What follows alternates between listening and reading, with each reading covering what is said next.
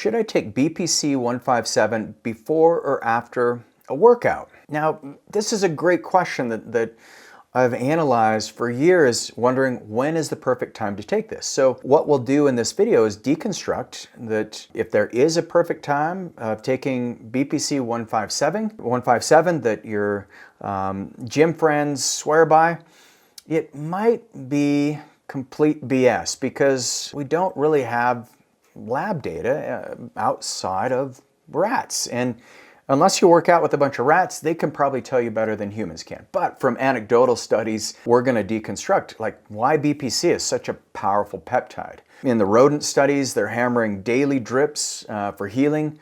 Well, maybe there's some things that we can think about when it comes to that pre-pump myth that flop out there. I mean, some of these are like because of its angiogenic and nitric oxide increase, there could be some good reasons why you want to take it before the workout. But then you also want to look on the other side, which what about the repair? And so, imagine stacking weeks of repair power versus chasing a workout window that science says may not exist. So what we're going to do is just kind of bust all the myths and ditch some of the ideas out there and unlock the tendon rebuilding gains that can actually last. And today we'll be tackling one of the most common questions that I get about BPC. Do you take it before your workout or after your workout? And I think the honest answer might surprise you because when we actually looked at the published research, the entire pre versus post debate starts to get confusing.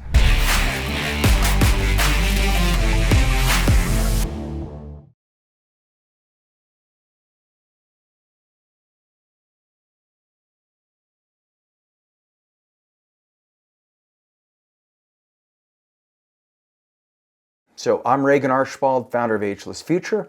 We are a longevity concierge medical clinic that has supervised and physician-led peptide programs and longevity programs that help you look, feel, and perform your best at any age. And I look at these peptides and I share these videos because I've been obsessed with them for over 10 years. They've helped me leverage my health gains faster and from what I can tell, safer than anything else that we had available. And now we're seeing this complete renaissance in peptide therapy where we're getting more and more information, more and more data, and it's never been a funner time to dive into some of the literature, and especially when it comes to BPC, your body protective compound 157, because we have no human clinical data. There are a few studies, don't get me wrong, on humans, but most of this is actually done in a clinical setting, which I believe is some of the most important ways that you can look at data when it comes to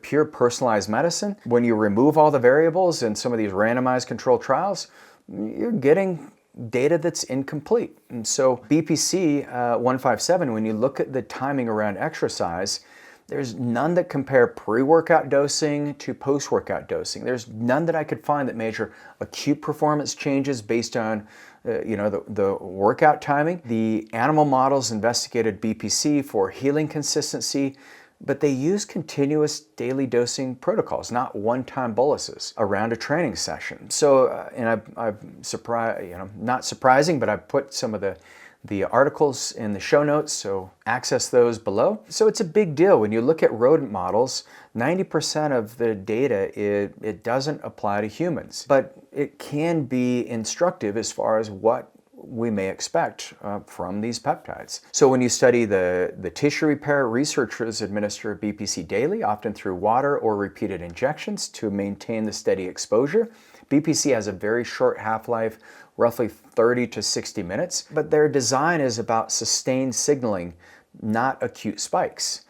So it's comparing like this. We used to do flood irrigation on our farms, and so my grandpa and I would go out, or sometimes my uncle, my dad, and we would, you have these dams that you'd build, and it would divert water and flood the field, and it would be watered versus a sprinkler. And sprinklers, like these sprinkler irrigations, you're losing about 30 to 40% of the water just through evaporation, but it's a little easier to do it that way. So we did both. But when you look at BPC 157, we're kind of flooding the tissue with like that flood irrigation when you're doing your injections, injecting a bolus, versus a lot of the studies where they have rodents, they're just giving them continual exposure. Hopefully that helps you understand, because the mechanisms involve vascular endothelial growth factor, collagen formation, granulation, tissue formation, and this process, it unfolds over days and weeks, not in a 60-minute workout window. So, yes, you can do your flood irrigation,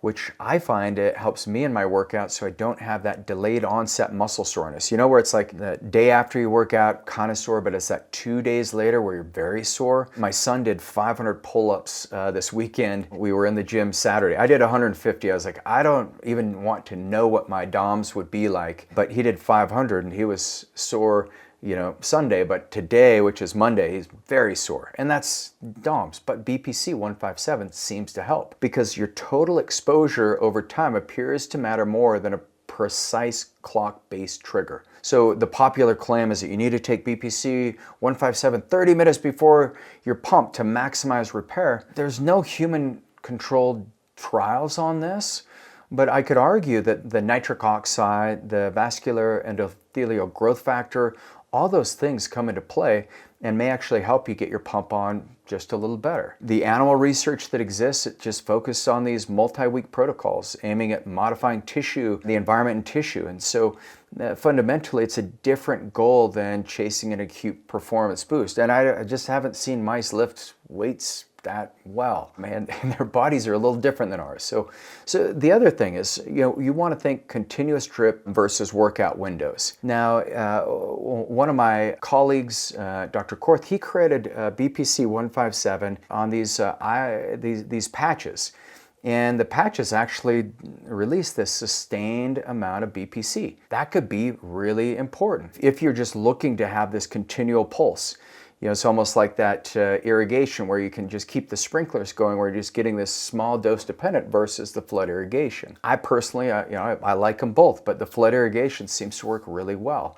If you're somebody you've damaged a ligament or a tendon, in the animal models, they've been able to inject BPC daily, and then they can evaluate the fistula closure, the tendon integrity, they look at the collagen alignment, they look at all of the improvements over time, and the results describe that there is organized collagen deposition compared to disorganized scarring in controls. Now, again, this is in rodents, but I'd like to think that some of this may translate to humans. I know for me personally, I've injected BPC in a lot of different injuries that I've had over the years, and it's made a substantial improvement in my body's ability to heal. Some people suggest that the peptide stability in gastric secretions means that this oral delivery in animal models remains more biologically active. And that's another thing you want to consider. If you're using BPC-157 orally, you're not going to get that same pulse like you would with an injection. Maybe in the mice model, because their stomachs are much different than humans,